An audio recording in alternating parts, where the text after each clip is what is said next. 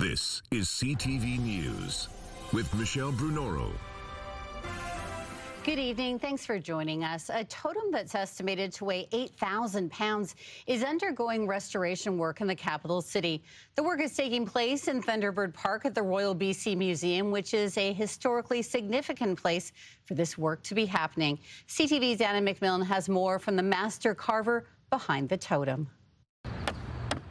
Master carver Richard Hunt is chipping away at a totem he made when he was 28. He's 75 now, and after decades outside of the Royal BC Museum in Victoria, it's time for a touch-up. It's my culture. You know, like I get mad at myself if I don't work for 2 days because I love being in my shop and doing what I love. The totem was lowered on Monday from its spot outside of Mungo Martin House, which is named after the renowned carver. Hunt is restoring the totem, which is the first one he made without help from Martin, his grandfather, or from his famous father, Henry Hunt. He'd come in and try to tell me what to do, and I'd plug my ears and wouldn't listen to him. The acclaimed artist is from Kwakwaka'wakw First Nation around Alert Bay. I love what I do every day, and I own what I do, and that's the good part. So I'm not taking from anybody. This is mine. Hunt is deepening the slots for these new sunrays he made so they don't fall out. Well, if this was on our reserve or on our where we live, we'd just let it go back to the earth. You know, if it was getting dangerous, we'd lay it down and just let it go to the earth. But because these things are in public domain, then I think that they should maintain it. The fact that this work is happening here is significant, considering the potlatch ban of 1885. When poles were standing during that day and they fell, it was illegal for us to carve replacements for them. And this park holds a significance in that this longhouse here held the first potlatch after the potlatch ban in I can't remember exactly the year that it happened in, but it was after 1951. The museum's director of Indigenous Collections and Repatriation says museums played a major part in that dark history. The stealing of ancestral belongings, the stealing of ancestral bodies, for whatever purpose, and holding on to those things. At the same period of time when Indigenous people were going through one of the worst genocides that maybe ever existed, and smallpox introduction, that decimated our opportunity to perpetuate our history. He says this work and repatriation efforts are part of a new chapter. We have turned a huge page here as a museum, and I think that's something we're going to all be proud of when that page becomes clear to everybody. As Hunt works, passerby stop to ask what he's doing. There's a lot of other carvers that do the same thing. Our styles are different, but this is mine. I own copyright to it and everything. And my people, I'm not saying that I own it, it's my people that actually own it, but I'm claiming it on behalf of them. We call it Cedar the Tree of Life. His efforts will prolong the opportunity for more passerby to learn about the cultures and histories reflected in these totems. To me, it's every time I make a totem pole out, I'm just reclaiming what's mine. It will be raised again on Monday. Anna McMillan, CTV News, Victoria. Traveling with BC Ferries is about to get more expensive. The company is adding a 5% fuel surge charge. This is as the conflict in the Middle East continues to push prices higher. The temporary surcharge comes into effect June 16th and applies to all BC Ferries routes and to all passenger and vehicle fares. The company says it will drop or lower the surcharge once fuel prices stabilize or decline for an extended period. It adds that the surcharge is meant to help manage fuel volatility now to avoid larger fare increases later. If customers have existing reservation-only bookings, they will pay the 5% fuel surcharge on the remaining balance that they pay at the terminal when they check in, if they're checking in after the 16th of August. So customers who booked prepaid or saver fares before the 16th of June, which is that implementation date, nothing will change. They won't pay any extra unless they make any changes to that booking. Since early March, global fuel prices have surged more than 40%. Central Saanich is lowering the speed limits on some roads as part of its plan to improve road safety throughout the district. New signs have already gone up along here on Stellies and East Saanich Road, dropping the speed limit to 40 kilometers an hour. Other roads like Tanner, Wallace and Old West Saanich Road will also see reduced speed limits. Under the new bylaw, the speed limit on most residential streets will drop to 30 kilometers per hour. The district expects to install about 100 new sign poles and 200 new speed signs as part of the rollout. Once complete, it will bring the municipality in line with a growing number of communities across the region. An island search and rescue group is now using drones to help lost or injured people in the backcountry.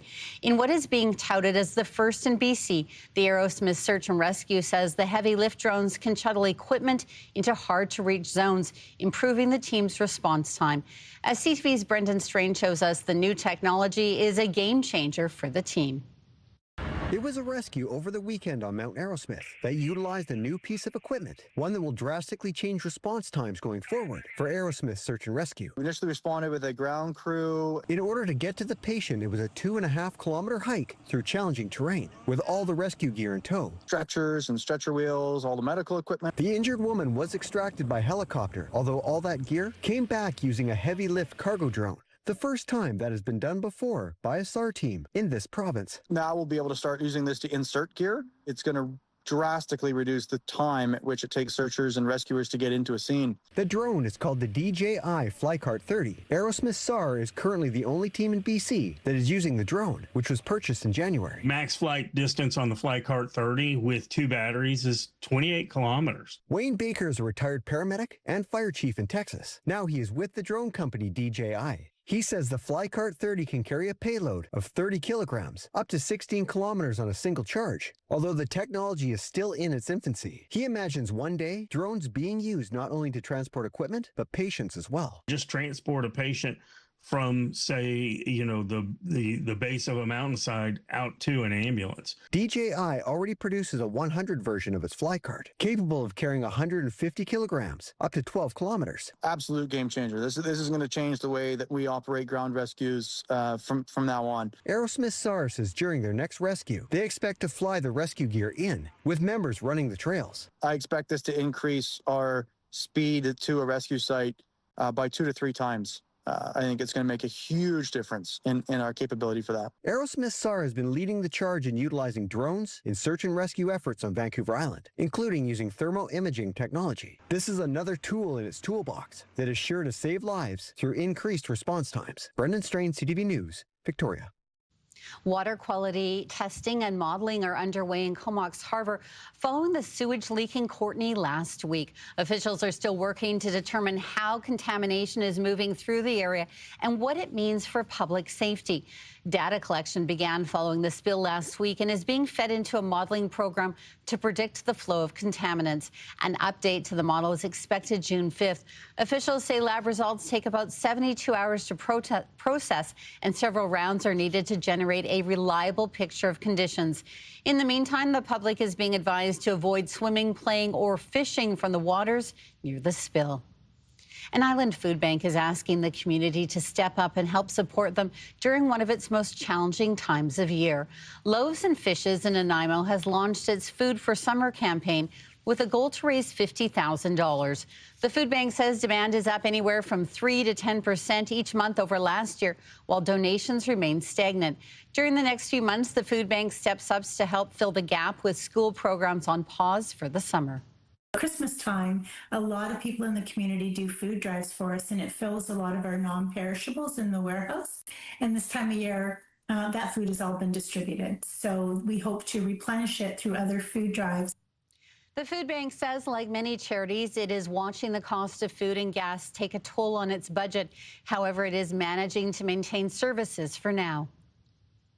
But the reality is those questions are being asked. We've got some margin right now, but if the current trends continue, somewhere within 4 to 8 months, we would be forced to make cuts to our service, which means food is just simply not getting to the people who need it. Over the next 2 months, Island Savings will be matching donations of up to $10,000. Physical food donations are also being accepted at locations around Nanaimo. A full list can be found on the Loaves and Fishes website. Well, a fighter jet is set to intercept a civilian plane over parts of Vancouver Island tomorrow as part of a NORAD training exercise. Canada's Department of National Defence says the exercise on Wednesday will involve a CF-18 Hornet and American KC-135 aero refueling tanker. The fighter will intercept a civilian Twin Otter that is simulating a threat and escort it from Comox to Vancouver's harbour. Starting around 8 a.m., the public may see or hear a military jet and the civilian plane flying in close formation. The exercise comes less than a year after NORAD scrambled fighter jets to Vancouver in response to a hijacking incident that began in Victoria and ended at Vancouver's airport. Well, still ahead, why the vast majority of Canadians want to see changes to the healthcare system. I'm not exaggerating. I was on my knees in tears. And I said, I'm not leaving here until I get some help. Nobody will help me. And she's not alone. A new NANAS poll is showing just how frustrated people are with long wait times and chronic understaffing. Another hot one across parts of the island. 26 degrees yesterday, 26 again today in Victoria. Port Alberni hit 30 this afternoon. Should see a little bit of a cool down on the way and some showers over the next couple of days for at least parts of the island. All those details after the break. A trusted voice focused on Vancouver Island first, sharing stories. We're here at Esquimalt Lagoon that hit closest to home. Housing is a problem. What's your plan? Watch weekdays at 4:30 and at CTV News Vancouver Island.ca.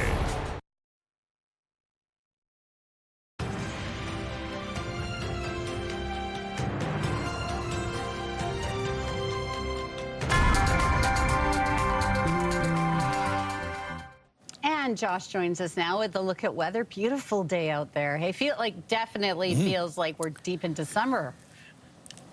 Yeah, I mean, temperatures well above average today. We mentioned it in the break. You get to 30 degrees in Port Alberni. It's 29 right now. Nanaimo hit 29 for a daytime high. It's 28 currently. Victoria, 26. That's a little warmer than yesterday's. Yesterday's 26 was a 25.7. Today's a 26.4. So officially, this so far hottest day of 2026. You can see this next system, though, getting set to slap the island with some cloud cover. That cloud will roll through and increase overnight tonight, and by tomorrow morning, starts to bring some showers to parts of the west coast. Looks like it kind of breaks down, so it's not really heavy, steady rain, but you do have some splotches of rain there, potentially through parts of the inland areas around Port Alberni. You might see a few scattered showers. A little better chance, though, further to the north. I think Port Alberni, you're going to get a better chance of some rain towards the end of the week. My buddy Wayne's been texting me, it's too hot, I need some rain. Later this week, Wayne, everybody else in Port Alberni, you get your wish. Chance of some showers in the north for the next couple of days. It doesn't look like it's really steady for tomorrow and Thursday. Friday's probably some steadier rain and a lot cooler as well. 16s for the next 2 days, 12 on Friday. Temperatures back into the mid-teens for the weekend, though. Low 20s for Wednesday, Thursday. That's a big change from the 30-degree temperatures you had today. Put you back a little closer to average. Chance of a late-day scattered shower tomorrow. Again, just a 30% chance Thursday. Better bet Friday, Saturday to see some rain. And that at times could be fairly steady. They actually amount to a decent amount as well, so good news there. Showers potentially out on the west coast. It'll be scattered in nature for the next 2 days, mid-teens for a daytime high. Again, best chance for steadier rain is going to come Friday. 22 in Comox with a mix of sun and cloud. 20 and partly cloudy for Thursday, and then Friday night into Saturday, Sunday, pretty good chance of some showers, although likely not heavy, steady rain. Just more like occasional pockets of precipitation. 23 and mostly cloudy skies in Nanaimo tomorrow. 20 and a mix of sun and cloud Thursday. And then, hey, back below average by Friday, Saturday. So way above today, about 10 degrees above average. By Friday, Saturday, you're 2 or 3 degrees cooler than the seasonal average. Chance of some late day showers Friday, possibly early Saturday as well. In Victoria, 18s, the average daytime high. We'll get to 23 tomorrow. So back-to-back 26-degree days. A little bit cooler tomorrow, but still a handful of degrees above average. Back closer to average for Thursday, Friday. You get a chance of some showers on Friday. Probably doesn't amount to much, but maybe some precipitation there. And then Saturday, Sunday, mid to high teens, and things start to dry up and get a little sunnier as well. As far as tomorrow's wind, about 20 to 30 kilometers per hour, so there will be a bit of a breeze to go along with those low 20s in the afternoon. All right, well, low 20 sounds pretty comfortable, and if we get a little bit of rain in there, that's a good thing. Thanks for that, Josh. Absolutely. The province is committing to planting more than 125 million trees throughout BC. At a Western Forest Products greenhouse in Saanich, BC's Minister of Forest announcing more than $155 million for the project. The federal government is also chipping in $200 million. The project is expected to deliver both large-scale reforestation and targeted projects to restore critical habitats, conserve biodiversity, and support wildlife recovery. That for British Columbia, forestry is our auto sector, forestry is our steel sector, and in order for us to be able to make the necessary investments to restore confidence in this sector, we have to get the basics right. And it is so important that if we talk about forestry, we also talk about reforestation as well as long-term sustainability for British Columbia's forest sector. Starting tomorrow, the minister will host the Council of Canadian Forest Ministries Conference in Langford, an opportunity for the province to advocate to the federal government for forestry worker support amid the ongoing softwood lumber trade dispute with the U.S. New polling is bringing to light just how frustrated and fed up Canadians feel about our healthcare system. CTV's Andrew Johnson has more on the data and one family's experience that was once unheard of and now for many is the norm. She got her own bowl of Cheerios last week for the first time. Jen Dunn still remembers how she got her daughter Kaya, who has severe autism, a referral to a pediatrician. How could she forget? I'm not exaggerating. I was on my knees in tears. And I said, I'm not leaving here until I get some help. Nobody will help me. Hours spent in waiting rooms or months on referral lists. Don't pass quickly. Any kid on the spectrum, it's just so hard for them to wait. Dunn's number one focus is her daughter, but her own care situation is bleak. She last had a family doctor a decade and a half ago. I was pregnant with my daughter and she just turned 16. I have gone on extensive wait lists, but I never get, it's like a lottery to get in. Dunn's experience is echoed in a new Nanos research poll of 1,000 Canadians who most commonly named long waits their number one healthcare concern, followed by poor access to services and shortages of both doctors and staff. More than 90% of Canadians polled say something needs to change. More than 2/3 are open or somewhat open to having providers use AI to assist with diagnosis and treatment plans. 60% expressed openness to allowing private organizations to deliver publicly funded surgeries and diagnostic tests to reduce wait times. The health system generally is so hard to turn this big ship around, whether it comes to using virtual care, allowing health professionals to use AI, allowing health professionals to do more of the things that traditionally doctors would do. Only 14% of Canadians polled believe the healthcare system is headed in the right direction. No matter the solution, and a fix won't be simple, almost everyone agrees something is seriously wrong. Andrew Johnson, CTV News, Vancouver. Well, coming up, Bob's big birthday. Adam finds out a Saanich man's secret to living to 100 happily. Next on the Sawatsky Sign-Off.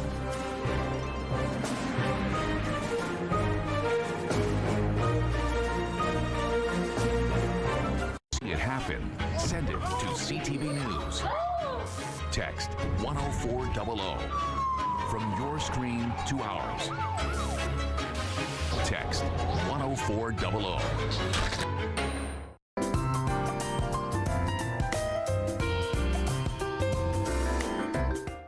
And finally, Adam finds out the story behind a Saanich horseshoe player celebrating a big birthday on this on-course Sawatsky Sign-Off. If you ask Bob Curtis about his cap, I gotta have a look. Yeah. He'll tell you. Not everyone looks this good at 100. But if you ask Bob about the secret to feeling even better, 100%. He'll begin that by showing you how he still plays horseshoes a couple times a week. You know, you try to get better. And while Bob's too humble to talk about all the tournaments he was named the best, his fellow players, like Dick Stevens, will. It's unbelievable how he can still throw that shoe. He's a force of nature. And Bob's also, reports say, now the oldest competitive horseshoe player in the world. Well, I just ignore it. While Bob ignores accolades, his younger self couldn't ignore when Canada joined the war. They need us, we go. no questions asked. He volunteered to join the Navy and served for years around the Atlantic. Was a depth charge going off? While Bob photographed the friends he made, They're just some of the boys. he also documented the burials at sea for the ones he lost. By the time the war was over, Bob had learned never to take life for granted. Don't slow up. Just keep going. And Bob taught his son Lee, find a positive purpose. And most days he gets up with a list of things that he wants to accomplish that day. He's typically helping somebody. When he wasn't helping his late wife of 67 years, Ellie, and their family, which now includes great-grandchildren, Bob was volunteering countless hours at the Horseshoe Club. He'll get up on the roof, and he's 100 years old, and he gets up on the roof here and works. It turns out Bob's secret to living 100 happy years isn't just one thing. It's a combination of staying active, being of service, and remaining grateful. Like when the owner of the hat store offers to give you your big birthday ball cap for free. But I wouldn't accept that. She's got to make a living, too. So Bob paid her and thanked her before promising to return next year to buy a new one. A 101. Adam Sawatsky, CTV News, Saanich. Wow, he looks amazing. Well, that is it for CTV News Vancouver Island. Thank you for joining us. Take care of yourself.